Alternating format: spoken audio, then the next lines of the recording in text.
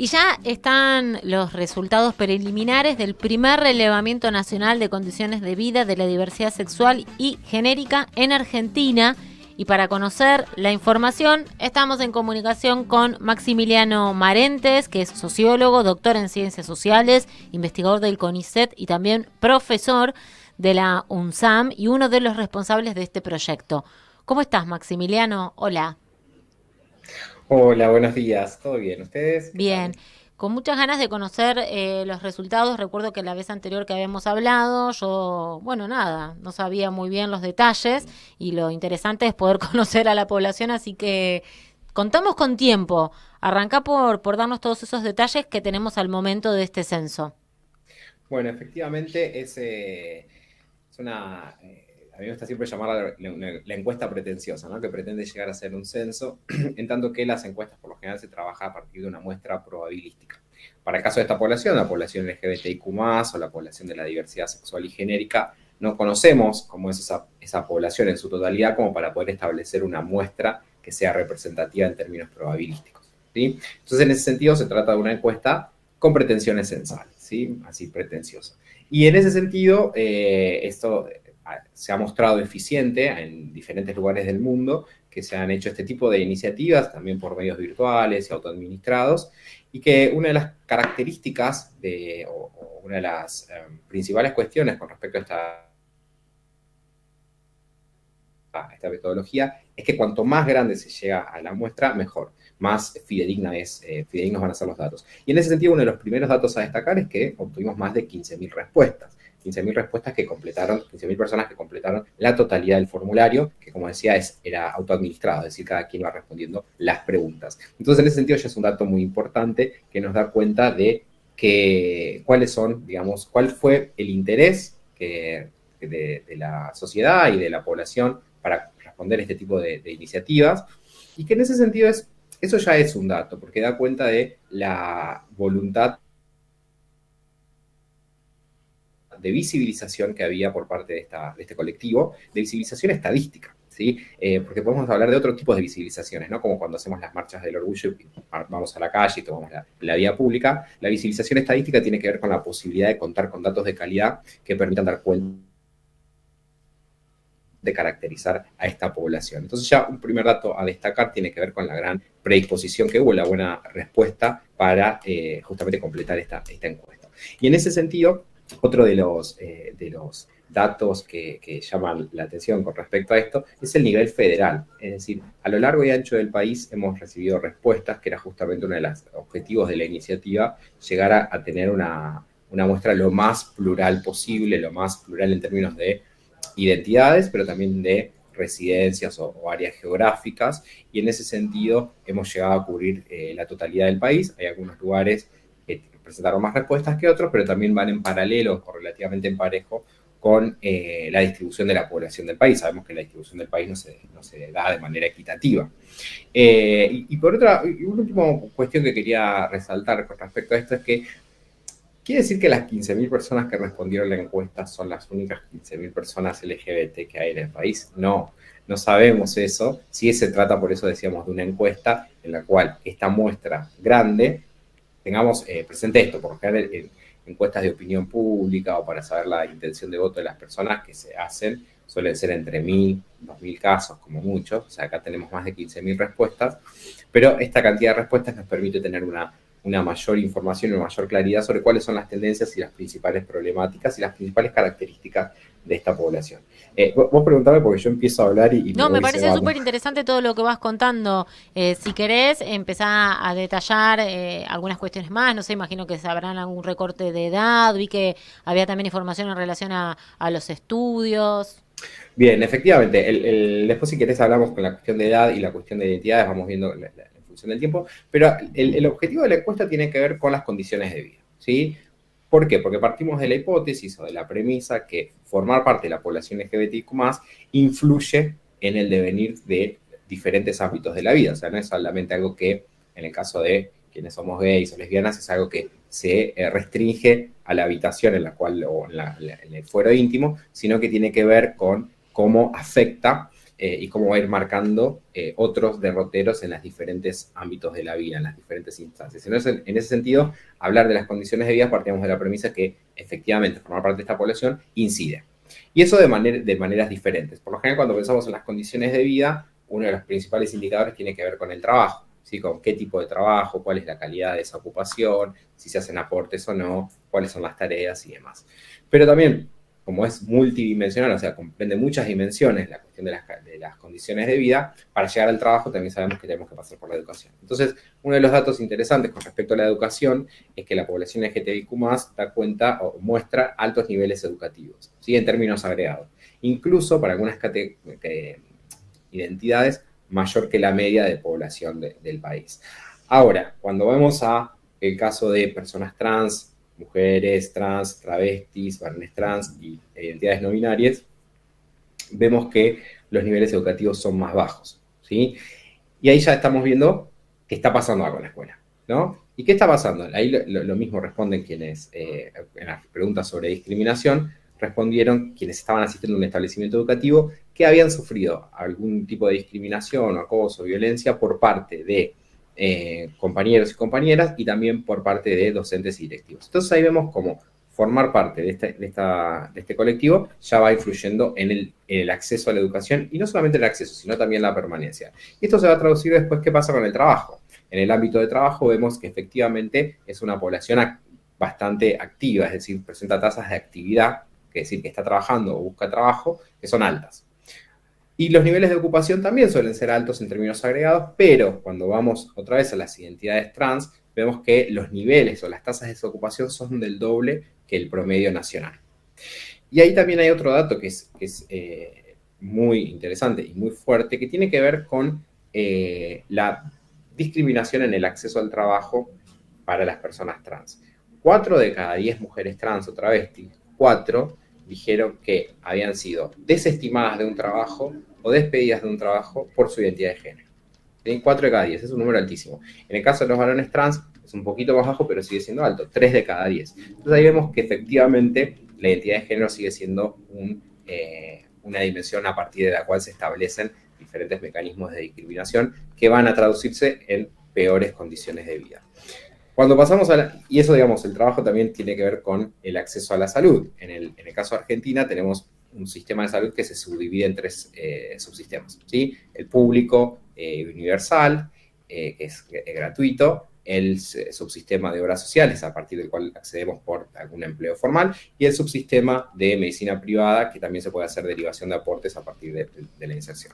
Se supone que los mejores niveles educativos, mejores niveles de ingresos y ocupaciones se traducen en una mejora de acceso al sistema de salud, sobre todo privado, y acá vemos que nuevamente para el caso de las mujeres trans y las personas trans, la mayoría depende casi exclusivamente del subsistema público, ¿sí? Entonces ahí vemos nuevamente esos indicadores en torno a que son las mismas condiciones de trabajo, ¿sí? Que también se pueden arrastrar a partir de los niveles educativos, que van haciendo que se vayan como una especie de círculo vicioso.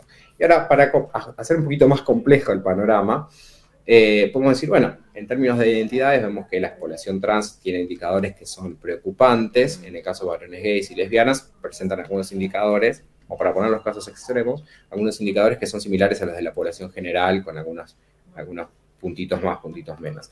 Pero, y acá hay un punto que es muy interesante, que fue uno de los grandes hallazgos, que tiene que ver con la salud mental. Hemos preguntado si en el último año habían sufrido niveles de estrés, de angustia, de depresión y de ansiedad altos. Y porcentajes altísimos de la población en su conjunto, de la población LGBTIQ+, en su conjunto, altísimos, sin importar las identidades, efectivamente en algunos más y algunos menos, pero fueron porcentajes altos que dijeron haber sufrido este tipo de estrés, ansiedad, angustia y depresión.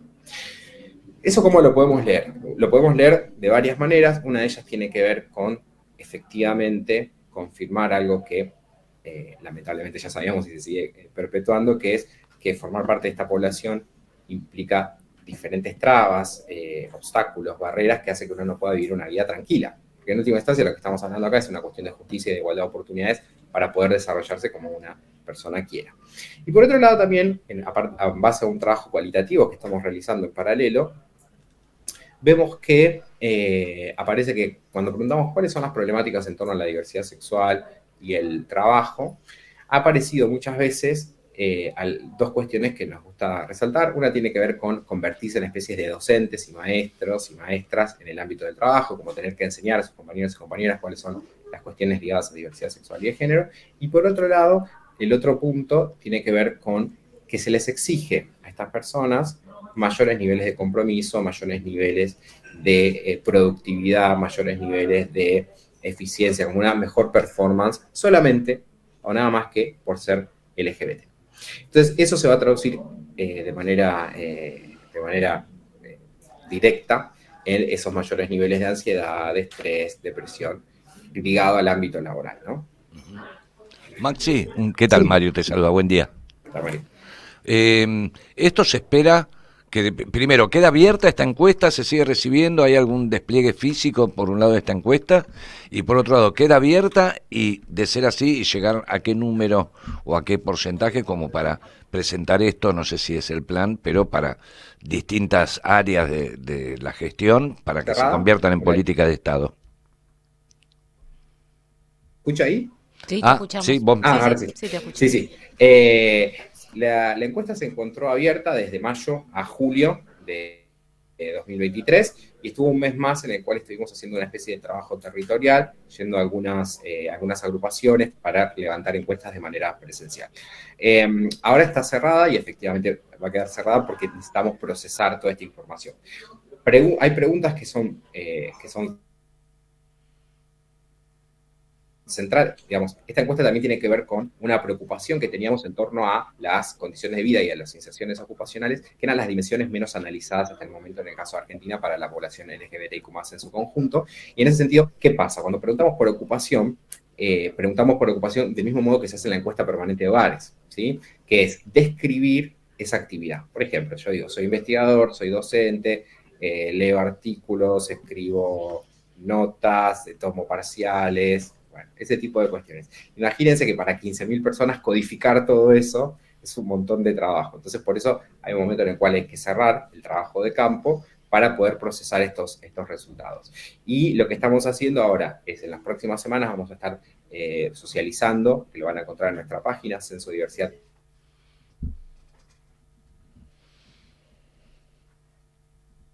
Maximiliano Marentes. Van a estar los datos que están incluidos en la gacetilla que compartimos. Sí, ahí se cortó. Sí, vos tranqui, por momentos a veces perdemos la señal, pero refrescanos entonces la página donde van a poder encontrar más información, que ahí por ahí se dejó de escuchar. Bárbaro, la página es censodiversidad.ar. Preliminares, y para el año que viene va a estar el informe con los resultados. Bárbaro, en algunos momentos te perdemos. Quería consultarte por el contexto político. ¿Qué evaluación haces en relación al contexto político, a la situación en la que nos encontramos? Me parece súper importante también. Digo esto porque estuvo la Marcha del Orgullo, el Encuentro Pluri, se vinieron dando diferentes encuentros que no son político-partidarios y hay un posicionamiento de lo que se pone en juego de aquí en adelante. Y bueno, y como lo que estamos viendo es que con un gobierno amigable es el primer relevamiento que se hace. Esto también habla mucho de la situación en la que estamos. ¿Qué balance o qué nos podés decir en relación a esto? Bien. De la Marcha del Orgullo que... Se nos recontra entrecorta, Maxi. Si vos podés encontrar o abrir una ventana... Una ventana me parece que puede solucionar. ¿Por Windows decís? Claro, abriste una ventanita de Windows. Bien, Mario, ahí. A ver... Intentamos una vez más. Ahí se corta, ¿no? Sí, por momentos sí, pero intentemos la última al menos. Dale, si no apago la cámara, por favor. Bueno, como prefieras. Lo que te parezca. Por favor, apago la cámara, si no. Dale, lo que te parezca, sí. Porque por ahí es más que nada el tema de internet que está medio inestable acá. Puede ser. Bueno, ahí avísenme si no se escucha. Bueno.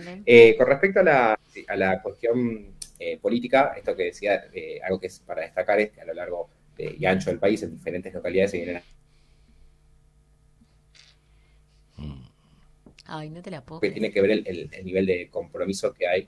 No, se corta. Ay, sí, es terrible. Tremendo. Última, Maxi. Nada más. Y no podemos más. última. Sí. Porque creo que es por el tema de que Smith, viste, que implica más datos. Pero sí, lo intento otra vez. Bueno, con respecto al contexto político, efectivamente hay algo para destacar que tiene que ver con el nivel de participación de las organizaciones y las agrupaciones, que en diferentes lugares del país se traduce en la organización de marchas del orgullo, ¿sí? La de Buenos Aires, la de la Ciudad de Buenos Aires es la más grande, pero no es la única. Y eso está bueno destacar. Y en ese sentido hay algo que más allá del contexto o de la coyuntura electoral en la cual nos encontramos, existe un entramado muy grande de organizaciones que están apoyando y que van a seguir apoyando y que van a seguir movilizando la agenda de las cuestiones de diversidad sexual y genérica, pero que al mismo tiempo también es necesario destacar que hay diferentes líneas o posicionamientos partidarios que son más afines y menos afines a las cuestiones de diversidad sexual y de género y a las cuestiones de género. Así que en ese sentido también es necesario como recordar muchas veces algunos discursos que se nos pintan como liberales en términos económicos no son para nada liberales en términos, digamos, de derechos sociales y demás.